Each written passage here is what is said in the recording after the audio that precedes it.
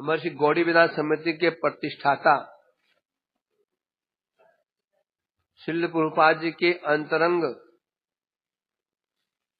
शिष्यों में से अन्यतम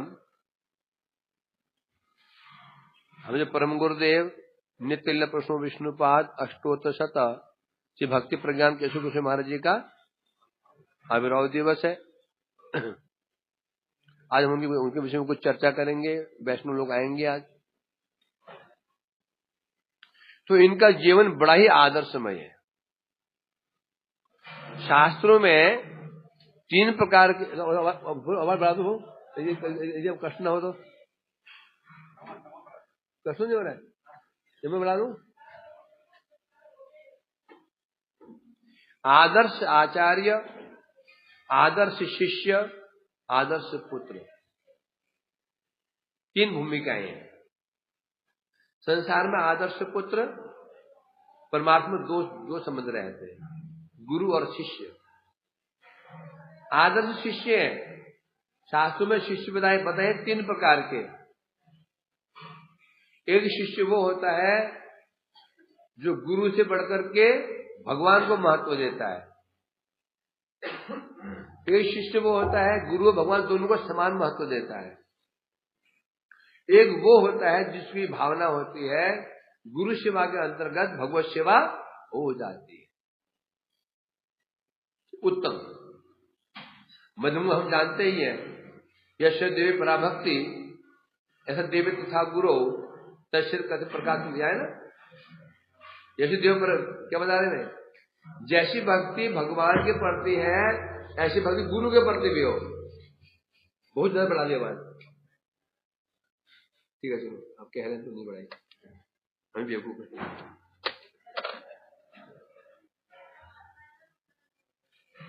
इसमें कहा गया जैसी भक्ति भगवान के प्रति है ऐसी भक्ति गुरु के प्रति हो, सारे शास्त्र के हृदय में आत्म प्रकाशित हो जाते हैं। ये जो है ये मध्यम कोटि का शिष्य। उत्तम कोटि का शिष्य क्या है, माता देवहूति कह रही है, भक्ति यथा हरो में तद वरिष्ठा गुरु यदि आशितेन सत्येन संदय संतो में हरि। कह रही है जैसी भक्ति मेरी भगवान के प्रति है तद वरिष्ठ गुरु यदि, मेरी भक्ति जैसी भगवान के प्रति है उससे श्रेष्ठ भक्ति गुरु के प्रति हो, यदि ये सत्य है हरि मेरे को दर्शन प्रदान करे। उत्तम कोटि के शिष्य होते हैं। कनिष्ठ तो हमारे तुम्हारे जैसे गुरु को महत्व देंगे, भगवान महत्व देंगे, गुरु को महत्व देंगे। उससे भी कनिष्ठ होते हैं जो गुरु को महत्व देंगे, वैष्णव को नहीं देंगे। उसके ऊपर है भगवान महत्व देंगे, गुरु को कम देंगे। उसके ऊपर है गुरु भगवान दोनों को समान दे देते हैं। उसके ऊपर होता है जो गुरु को महत्व देता है, अर्थात गुरु भक्ति के अंतर सेवा करने से भगवत सेवा हो जाती है। इसे कहते हैं उत्तम कोटि का शिष्य। इनमें श्रील हमारे परम गुरुदेव का जीवन है वो जो चौथे वाले हैं ना, कौन वाले, जिन्हें जो गुरु सेवा को महत्व देते हैं। अब बोलेंगे तो अवज्ञा हो जाती है। भगवान ने स्वयं कहा था प्रथमम तू गुरु पूज्यम ततस्यम अर्चनम। भगवान की वाणी है, गलत नहीं है। शिष्य और क्या बताया था, भक्ति की येषम गुरु देवता आत्मा। क्या श्लोक है, इतने श्लोक के भूल याद नहीं। भयम द्वितीय अभिनिवेशित स्याद हिसाद पेतस्य विपर स्मृति तन्माया बुधा भजेतम भक्ति की येषम गुरुदेवता आत्मा। शिष्य कैसा होना चाहिए, गुरुदेव आत्मा, अर्थात गुरु ही मानो उसके आत्मा प्राण है। शिष्य वही शिष्य है जो गुरु जिस प्राण है वही शिष्य है। मतलब शिष्य का प्राण क्या है? गुरु। भक्त का प्राण क्या है? भक्ति। भगवत भक्ति ही भक्त का प्राण है, परंतु शिष्य का प्राण क्या है? गुरु भक्ति।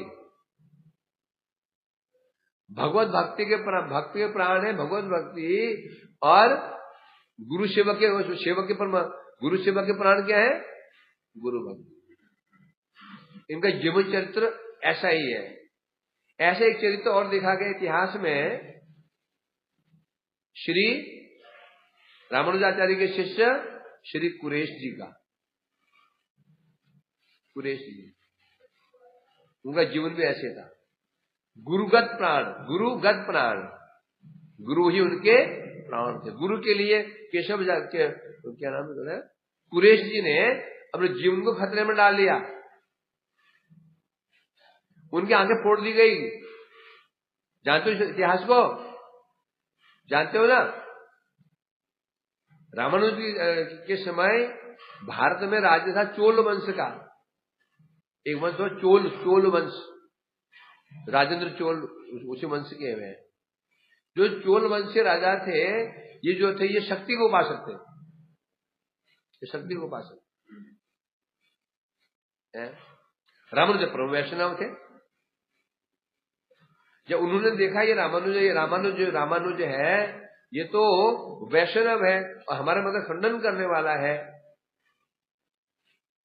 और उनके राज्य में ही एक ग्रंथ रखा हुआ था जिसमें पूरी तरह से उनका ही खंडन था। रामानुजाचार्य और कुरेश दोनों गए वेश बदल करके, वहां से उनके शिष्य बन गए। वो जो वहां का जो उनका गुरु सन्यासी था मायावादी, उनके शिष्य बन गए। खूब सेवा की उसकी, और ये मौका पड़ते ही ग्रहण लेके भागे वहां से। बाद में उनको वो ग्रंथ छीन लिया गया, उनसे पकड़वा लिया गया। राजा ने सैनिक भेजे पकड़ने रास्ते में। रामानुज बड़े दुखी, इतनी मेहनत करके हम लाए थे, वो उठा के लेके बोले पूरी चिंता मत करो, मुझे याद है, मैं तो लिख दूंगा उसको। तुमने कैसे याद कर लिया? जब रात में सो जाते थे तो मैं पढ़ता था, लिख दिया। उसे मरवाने के लिए राजा ने षड्यंत्र रचा। शास्त्रार्थ आओ, रामानुज का आह्वान किया, बुलाया उनको, पर उसने रामानुज को दिखा नहीं था। पूरे जी समझ गए शास्त्रार्थ नहीं है, ये गुरुदेव को मरवाने का षड्यंत्र है। तो स्वयं उस समय कुरेश जी रामानुजाचार्य का दंड लेकर के सन्यास में लेकर पहुंच गए उधर। शास्त्रार्थ में कुरेश जीत गए, सब हार गए, जितने भी वो मायावती थे। परंतु एक तरफ वो इशारे तो वो जज भी उनका ही, और शोरत भाई उनके ही। कुरेश हार गया, ताली बजाए सबने, कोई हार गया। दंड क्या है? सुलगते ही वे लोह की सलाखें आंखों में डाल दी, आंख फोड़ दी उसकी, आंख फोड़ दी। इसे कहते हैं गुरुगत प्राण। ठीक इसका ही एग्जाम्पल हमारे परम गुरुदेव में देखा जाता है। गुरु के लिए क्या कुछ नहीं कर सकते हैं। वो घटनाएं उनकी जानते हो, घटनाएं किस प्रकार से प्राणों पर खेल करके कुलिया में, प्रोणमाय तला में जो प्रभात प्रचार कर रहे थे, उस समय बड़ी समस्या थी, भारतवर्ष में बड़ी समस्या थी। वैष्णव धर्म चारों ओर घिरा हुआ था। एक तरफ से ब्राह्मणवाद, एक तरफ से जाति गोसाईवाद, मायावादी थे ही थे।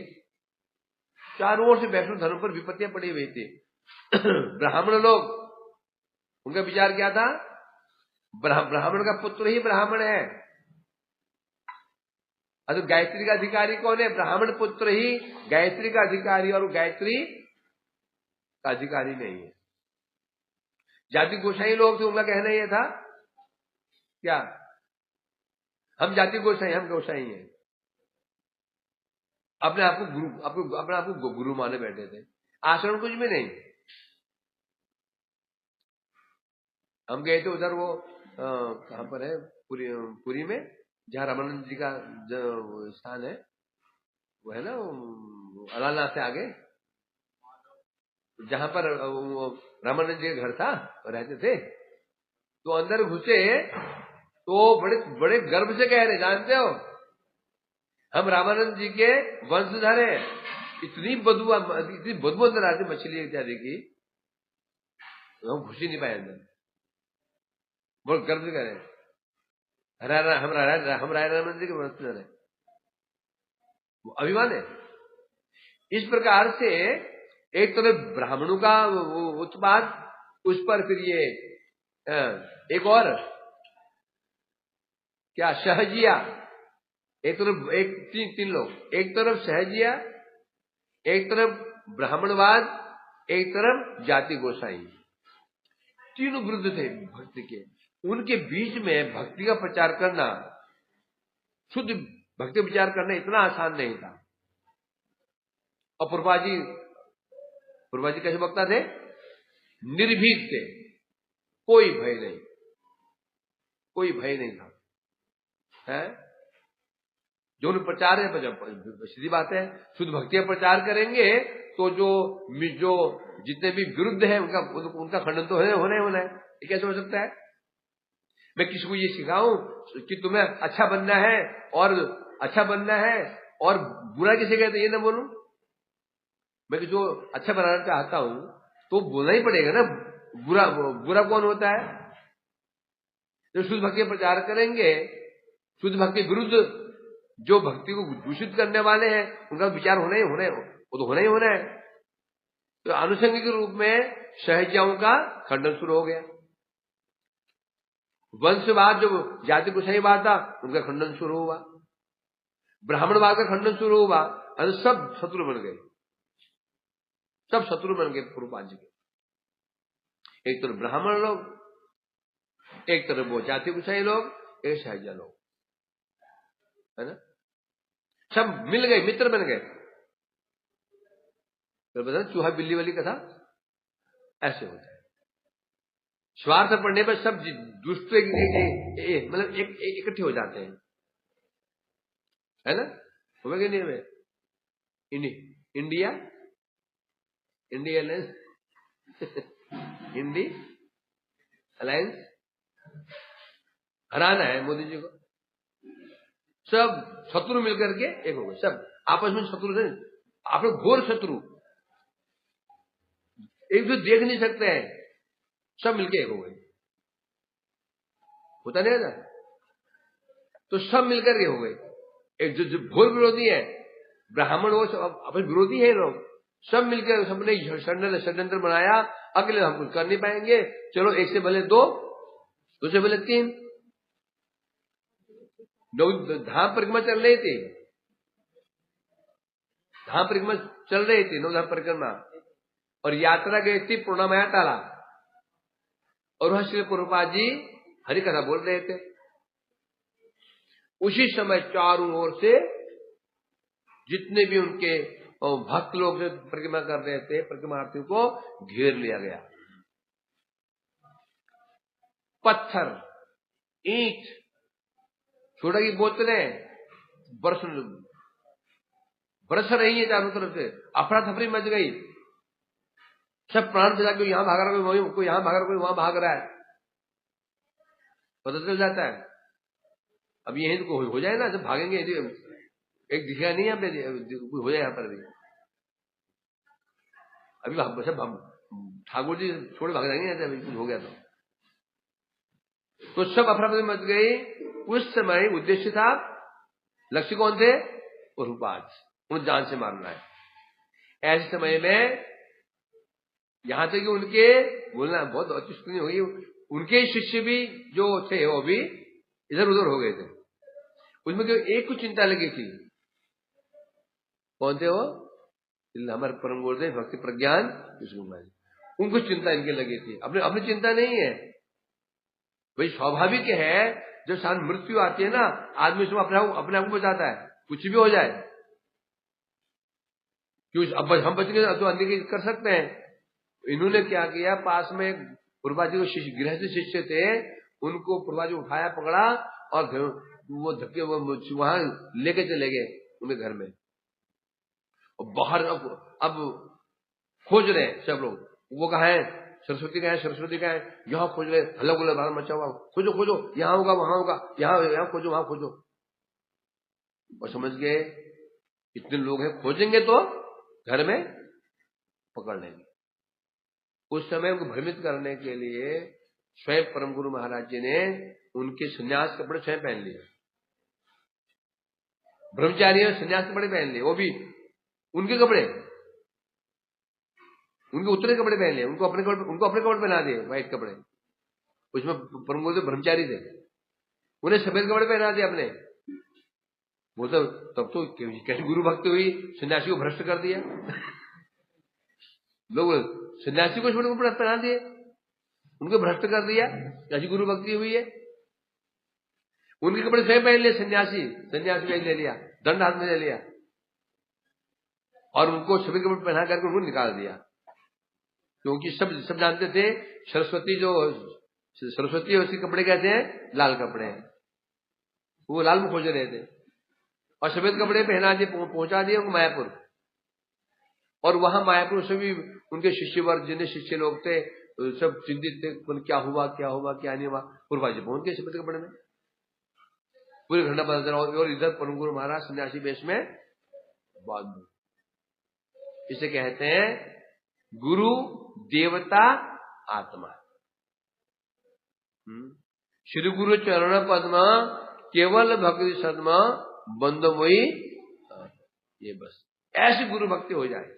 इसे क्या है ना, क्या भक्ति तो हरो में तद्वरिष्ठ गुरु, यदि ऐसी भक्ति यदि हो जाए, इसे कहते हैं शिष्य। उसे शिष्य कहा जाए, उसे कहते हैं वास्तव शिष्य के ये लक्षण है। जैसे भक्ति इसे कहते हैं, भगवत भक्ति उसके प्राण है। भक्ति निकल जाए, भक्त खत्म। भक्त कब तक है, जब तक उसमें भगवत भक्ति है। शिष्य कब तक है, जब उसके अंदर गुरु भक्ति है। गुरु भक्ति निकल गई, शिष्य खत्म। तो ये जो मुझे एग्जांपल दिया कुरेश जी का, जब मिला हो तो कुरेश जी का जो उदाहरण था, अपनी जान पर खेलकर उन्होंने रामानुजाचार्य को बचाया। पर वो ठीक इसी प्रकार से आदर्श उदाहरण लेकर के, उदाहरण कहना बहुत आसान होता है, सामने पड़ जाए ना, प्रैक्टिकल जब समस्या आ जाती है, उस समय उसको आचरण करना आसान नहीं होता। ऐसी परिस्थिति जहां विकट परिस्थिति में व्यक्ति बुद्धिमान, इसका परिचय कैसे, नाम क्या है, युधिष्ठिर कहते हैं। युधिष्ठिर किनको क्यों कहते हैं युधिष्ठिर? युद्धि मैंने युद्ध में भी जिनकी बुद्धि स्थिर रहती थी। हमने शत्रु खड़े हुए हैं, भगवान ने कहा बोलो, अश्वत्थामा मारा गया। ऐसी विकट परिस्थिति में जानते हैं यदि द्रोणाचार्य के हाथ से अस्त्र ना गिरा, हमारी हार निश्चित है। ऐसे वर्ष में युधिष्ठिर जी की बुद्धि विचलित नहीं हुई, कह रहे नहीं अन्याय है युद्ध के समय। तो ऐसे चारों जब पत्थर बरस रहे हो, ईंटें बरस रही हो और थोड़ी बोतलें बरस रही हो, कांच फेंके जा रहे हो, उसमें इतना स्थिर रहना कि मुझे गुरु को बचाना है, ये सामान्य बात नहीं हो। ये तभी संभव है जैसे हम कोई मार रहे हैं तो हम क्या करते हैं, हम अपने बचाते क्यों हैं? हम शरीर को, हम शरीर जो बचाते शरीर क्यों बचाते, शरीर उसको बचाते शरीर को, प्राण है। हमें प्रेम शरीर से नहीं है, शरीर में इसलिए प्राण प्रेम है क्योंकि शरीर में प्राण है, प्रेम शरीर से नहीं है। तो हम इसको बचाते क्यों है? तो हमें प्रेम प्राणु से है। क्या प्रमाण है? डॉक्टर बोले भाई तो यदि हाथ नहीं काटोगे तो मर जाओगे, तो काट दो, हाथ काट दो। इसका मतलब ये हुआ हमें प्रेम शरीर से नहीं है, शरीर से इसलिए प्रेम करते हैं क्योंकि शरीर के अंदर प्राण है, हमारा प्रेम प्राणु से है कि नहीं? तो हुआ नहीं तो बोलते हैं आपका हाथ ये सड़ गया है, यदि नहीं काटोगे तो सब पॉइजन फैल जाएगा, शायद शरीर नष्ट हो जाएगा, हमको काट दो, हम टुंडे होकर रह जाएंगे, कहते हैं ना, कहते हैं। तो इसे कहते हैं आदर्श शिष्य। और गुरु जब गुरु के पद में जब अधिष्ठित हुए, आदर्श गुरु। उसी में आदर्श पुत्र भी थे। जो व्यक्ति आदर्शवान होता है हर विषय में होना चाहिए, यानी एक विषय में आदर्श, जो भी आदर्शवान होता है तभी बोला जाएगा हर विषय में वो आदर्श ही बनेगा, एक विषय में नहीं है, नहीं बोला जाता। तो परम गुरु महाराज जिस परिस्थिति में रहे, जिस भूमिका में वो रहे, उस भूमिका में आदर्श स्थापित किया। गुरु भ्राता के रूप में, गुरु भाई के रूप में भी आदर्श स्थापित किया, शिष्य रूप में आदर्श स्थापित किए, गुरु के रूप में आदर्श स्थापित किए, एक प्रचारक रूप में आदर्श स्थापित किए, जगत उद्धारक के विषय में आदर्श स्थापित किए। ऐसे परम गुरु जी का आज आविर्भाव तिथि है। अभी अमल प्रभु हमको कुछ उनकी महिमा सुनाएंगे, तो अभी दिन में वैष्णव लोग भी आएंगे, आज शाम को फिर हम उनका जीवन चरित्र हम सुनाएंगे। और आप लोग भी आप लोग संस्कृत तैयार रहना आज।